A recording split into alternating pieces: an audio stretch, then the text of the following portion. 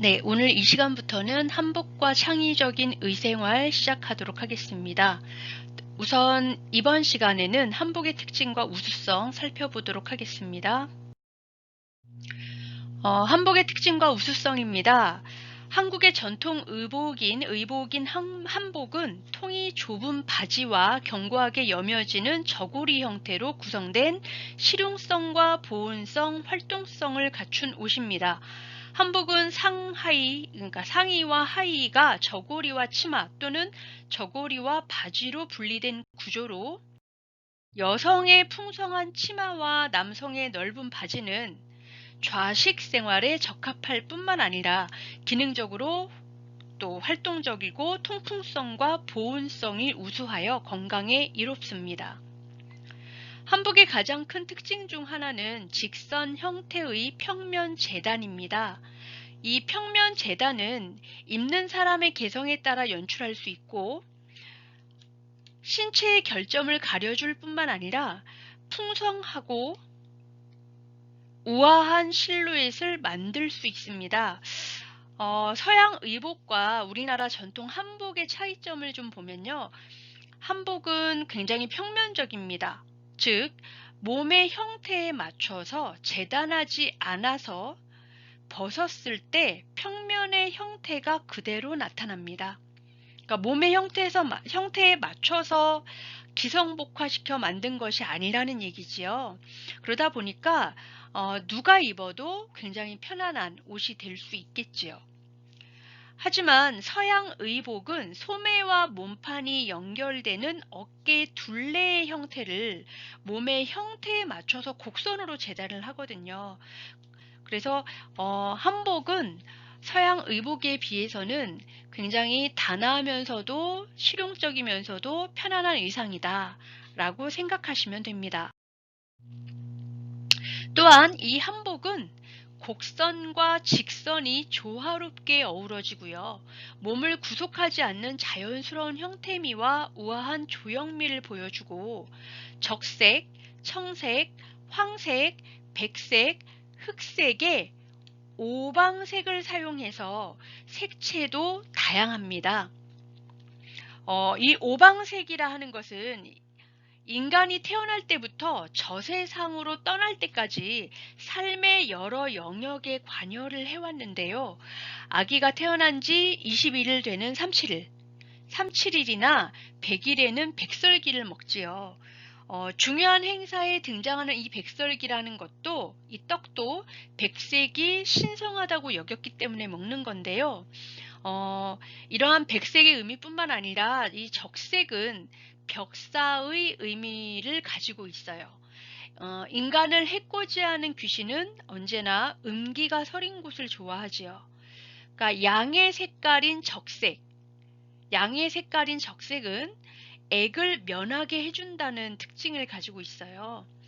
동짓날 집안 여기저기에 팥죽을 뿌리는 것도 악귀를 물리치기 위한 거고요. 아기가 태어난 집에서 두르는 금줄과 간장 항아리에 담그는 그 고추 또한 적색이 가진 주술의 위력을 보여줍니다. 결혼식, 혼례식에서 신부의 얼굴에 연지곤지를 바르는 것도 이러한 사악한 기운을 물리치기 위한 거고요. 여름날 손톱에 봉숭아물을 드리는 풍습도 벽사의 의미를 담고 있습니다. 우리가 첫 월급을 타면 부모님께 빨간 내복을 선물하는 것도 이러한 색채가 지닌 벽사 기능이 이어져 온 풍습이라고 보시면 됩니다. 청화백자 들어보셨죠? 청화백자나 청백리. 굉장히 검소하게 사는 거죠. 청백리에서 보듯이 이 청색과 백색을 지향하는 우리 민족의 의식 또한 오방색이 갖는 의미와 상징에서 비롯됐다라고 보여집니다.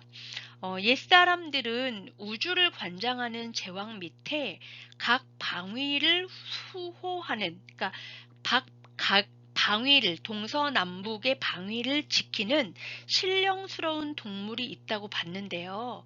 고구려 석실 무덤의 그 동방에는 그러니까 동쪽에는 청룡, 그리고 서쪽에는 백호, 그러니까 동쪽에는 용이고요. 서쪽에는 호랑이고요. 남쪽에는 주작, 그러니까 주작이라는 건 붉은 새를 말합니다. 붉은 새. 그리고 북방에는 현무, 그러니까 이 현무라는 건 거북이하고 뱀을 합친 걸 말하는데요. 현이라는 건 거물현을 써서 검은색, 그리고 무라는 건 거북의 딱딱한 갑의 등껍질, 거북의 딱딱한 갑과 등껍질과 뱀의 날카로운 이를 합한 걸 말해요. 그래서 이러한 현무의 사신도 풍수지리에서 말하는 좌청룡 우베코 또한 이 오방색과 밀접하게 관련이 있다라고 보여집니다. 궁궐이나 사찰, 사당, 건물의 단청 또한 오방색을 기본으로 삼아요. 그러니까 단청은 건축물의 주재료인 나무를 보호하는 물리적인 목적이 있거든요. 그 이외에 건축물의 위험을 드러내는, 그러니까 장엄함을 드러내기 위한 정신적인 목적이 결합된 형태라고 보여집니다. 이렇게 우리 생활 곳곳에는 이러한 오방색을 활용한, 또 오방의 의미를 가지고 있는 다양한 주술적인 의미들을 포함하고 있다, 이렇게 보시면 될 것 같아요. 그 다음에 과학적인 봉제 방식이라고 해서 겨드랑이, 가랑이 등 옷을 입었을 때 힘을 받는 부분에 이음매가 오지 않도록, 그러니까 이어지는 선이 오지 않도록 살짝 비껴서 꿰매요. 그래서 웬만해선 솔기가 터지는 일이 없게 하는 봉제 방식도 굉장히 과학적이다, 이렇게 볼 수 있지요. 이러한 한복은 시대의 흐름에 따라서 색과 소재, 특징 등이 끊임없이 변화해 왔어요. 앞으로도 한복의 장점을 살려서 창의적으로 계승 발전시키려는 노력이 필요합니다. 자, 다음은 벽화와 그림으로 보는 한복의 변천사를 좀 살펴보겠습니다. 제가 여기 삼국시대, 고려시대, 조선시대, 근대, 그러니까 근대라고는 적혀있지만 근대는 별로 볼 게 없고요. 근대 이후 정도로 보시는 게 좋을 것 같아요. 이 부분에 대해서 각각 설명을 간단하게 하면서 나가겠습니다. 한복은 우리나라 고유의 옷이에요. 그러니까 알타이계 복식을 근간으로 상의와 하의가 나누어져 있어요. 그래서 여자는 저고리에 치마, 남자는 저고리에 바지, 이렇게 구성된 활동적인 복식입니다. 저고리, 바지, 그리고 치마라는 한복의 기본 구조는 그대로 이어졌고요. 길이, 폭, 형태 등이 시대의 흐름에 따라서 변했다고 생각하시면 돼요.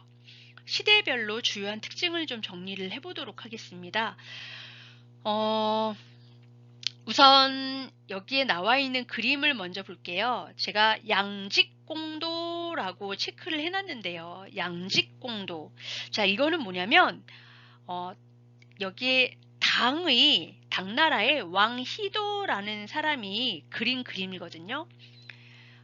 중국을 찾은 백제, 그리고 외국, 고구려, 신라, 이러한 나라들, 즉 외국 사신들의 모습을 이 당나라의 왕희도라는 사람이 그린 거예요. 근데 그리고 그 나라의 풍습 등을 소개한 화첩 그림책입니다. 그걸 양직공도라고 부르는데요. 여기에 특이할 만한 건 신라의 사신, 고구려의 사신, 백제의 사신을 그렸어요. 근데 이들의 옷을 보면 그렇게 큰 차이는 보이지 않아요. 그리고 또 이 양직공도가 가지고 있는 특징은요. 이 백제 국사를 좀 봐주시겠어요? 백제의 사신. 이 백제 국사 초상은요. 지금까지 존재하는 회화 자료 중에서 백제인의 모습을 담은 것으로는 이게 처음이자 마지막입니다. 이 양직공도가.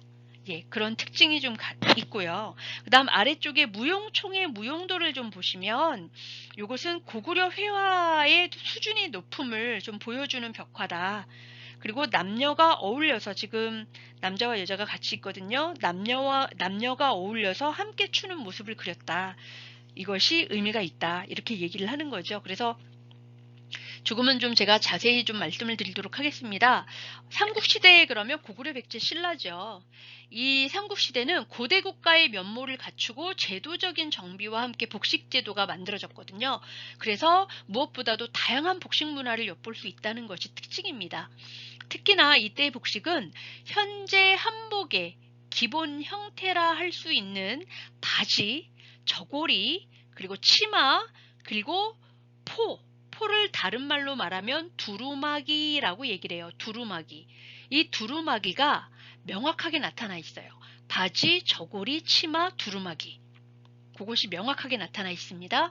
이 시기는 신분 제도를 바탕으로 귀족 복식과 평민 복식이 구분이 됐어요. 그리고 왕을 비롯한 귀족의 복식은 권력과 부를 과시하는 화려함으로 변화했고요. 특히나 이 관리들의 품계에 따라서, 품계라는 얘기 들어보셨지요? 개는 여입니다. 품계예요. 여의예요. 품계에 따라서 관모, 머리에 쓰는 관모입니다. 모자. 또 이 모자를 장식하는 관식, 그리고 관복의 색을 다르게 하는 복식 제도가 제정이 됐어요. 그러니까 굉장히 화려했다라고 보시는 게 맞아요. 이것은 고구려 백제 신라 삼국이 조금씩 달랐어요. 그러니까 삼국의 기본 복식은 비슷한 형태로 모양과 색깔이 다양해졌을 뿐 기본 구성은 그대로 이어졌다. 즉 기본 복식은 삼국이 똑같으나 나라별로 모양 그리고 색 이런 것들이 조금 다채롭게 활용됐다. 이렇게 보시면 됩니다. 그림을 잠시만 좀 볼게요. 여기를 보시면 이제 이렇게 잘 보이지는 않지만 뭔가를 썼어요. 이게 관모입니다. 관모. 그 다음 위에 입은 거를 저고리라고 부르죠. 얘네가 저고리예요. 그쵸? 얘네가 저고리.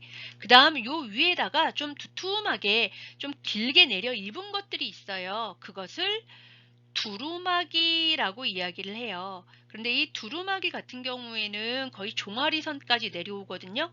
그래서 굉장히 길다 이렇게 보시면 되고요. 그 다음에 여기에 허리띠를 이렇게 맸어요. 이거를 대라고 불러요. 허리띠를 대. 두루마기는 포, 저고리는 유라고 부릅니다. 다시 허리띠는 대, 두루마기는 포, 요 저고리는 유, 머리에 쓰는 것은 관모 이렇게 부르죠. 자, 그 다음 바지를 우리 뭐라고 부르냐면 고, 못 먹어도 고 할 때 고, 그 다음에 요 신을 화라고 이야기를 해요. 자, 그래서 상의의 저고리와 두루마기는 직선의 깃으로 앞을 여며서 입으며 소매가 좁아요. 그리고 옷의 가장자리에는 장식 선을 두르고 있어요. 저고리 길이는 엉덩이 정도를 가릴 정도, 엉덩이를 가릴 정도.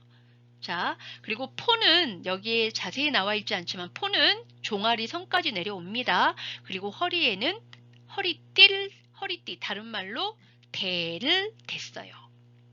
그 다음 바지는 통이 좁은 것, 넓은 것 등의 형태가 있고요. 신발은 화라고 하는 신발은 목이 긴 것, 짧은 것 등이 있어요.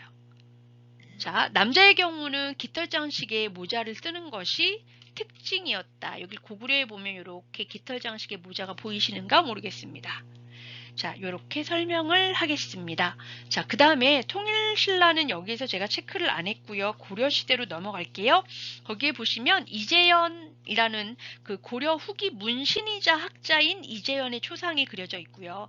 아래쪽에는 고려의 충신이에요. 송은 박익, 밀양박씨입니다. 박익, 익자예요. 익을 익자. 미기 아니라 익입니다. 이익 할 때. 자, 고려 송은 박익 선생 무덤에서 발견한 채색화예요. 색을 입힌 것. 벽화입니다. 자, 이 고려시대의 복식을 간단히 좀 말씀을 드리면요. 고려가 건국된 후에 이 평민들은 여전히 신라의 복식을 이어받아서 생활을 했거든요. 하지만 지배계층은 중국의 송나라, 원나라, 명나라의 영향으로 그들의 복식제도를 들여와서 고려의 제도를 만들면서 왕과 관료들의 옷에 변화가 좀 있었어요.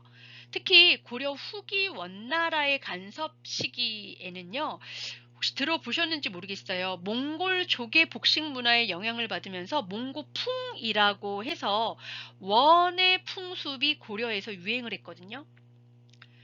반대로 원나라에서는 고려양이라고 해서 고려의 풍습이 유행을 했어요.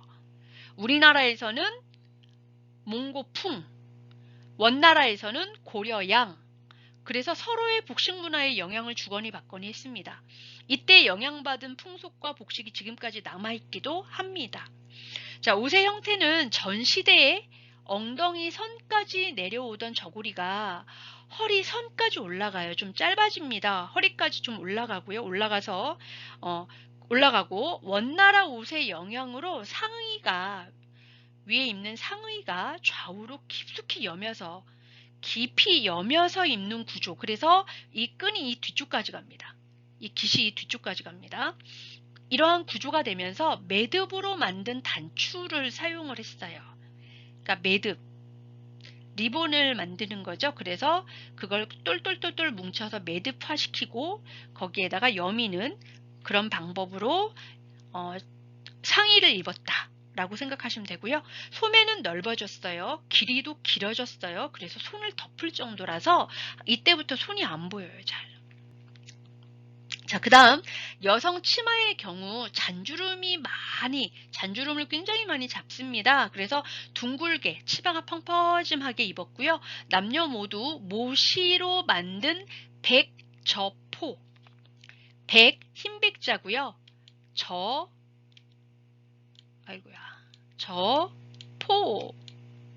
포는 두루마기라 그랬어요. 백저포가 유행하기 시작했습니다. 이 고려시대에. 자, 그 다음에 조선시대로 넘어갈게요. 여기에 이 서직수 초상이 있습니다. 자, 이 서직수라는 사람은 우의정과 좌의정을 다 지냈어요. 자, 1796년에 김홍도가 비단에다가 이 사람의 초상화를 그렸어요. 그리고 거기에다가 색을 칠했습니다. 머리에는 동파건이라는 좀 넙대대하게 조선시대 우리가 후기 쪽에 보면 이런 모자를 쓴 사람들이 좀 많이 보이거든요. 사대부 집안에 동파건을 쓰고요. 사대부들의 연거복이 뭐냐면 왕이나 문무 관리들이 입던 평상복, 그래서 연거복이라고 불렀어요. 이 왕이나 문무 관리들이 입던 평상복인 연거복인 주의, 지금 이 옷이 주의입니다. 주의하세요 할 때 주의. 자, 이 주의라는 건 명주로 지은 옷을 말해요. 명주로 지은 평상복, 즉 주의를 입고 있는 그림을 그린 겁니다. 서직수라는 사람의 초상화예요. 그 다음 그 아래에 나와 있는 이 그림은요. 제목이 단원 김홍도가 그린 자리짜기라는 그림이에요. 어머니는 물레를 돌려서 시를 짓고 아버지는 돗자리를 짜고 아들은 글을 읽는 모습. 이 시대의 풍속도라고 보시면 될 것 같아요. 자, 이 조선시대의 특징을 좀 설명하고 넘어갈게요. 조선시대는 건국 초기까지 고려의 복식이 그대로 유지되었고요. 점차 특유의 형태로 변화하기 시작했어요. 그래서 중국의 명나라, 청나라와의 교류로 초반에는 그들의 복식 제도를 그대로 받아들여서 입었거든요. 근데 점점 독자적인 복식 제도와 체계를 갖추었던 때가 바로 이 조선시대예요. 그리고 이 조선시대 복식의 특징 중에 하나가 이제 예복이라는 거예요. 예복 차림이 굉장히 화려했다라고 보는 거거든요. 그러니까 성리학, 유교를 통치 이념으로 삼았잖아요. 이 성리학에서 중요시하는 예라는 것이 곧 법이고 인간 생활의 규범이다 이렇게 생각을 했어요. 그래서 우리 옷은 예의를 표현하고 그것을 지키기 위한 목적으로 중요하다. 이렇게 봤습니다. 자, 경국대전 또 국조오례의라고 하는 법전에는 왕을 비롯한 왕실, 양반계층, 이들의 각 신분의 복식에 대해서 자세히 이제 설명을 하고 있어요. 자, 여기까지 우선 하겠습니다. 요 다음 시간 계속 이어서 들어주세요.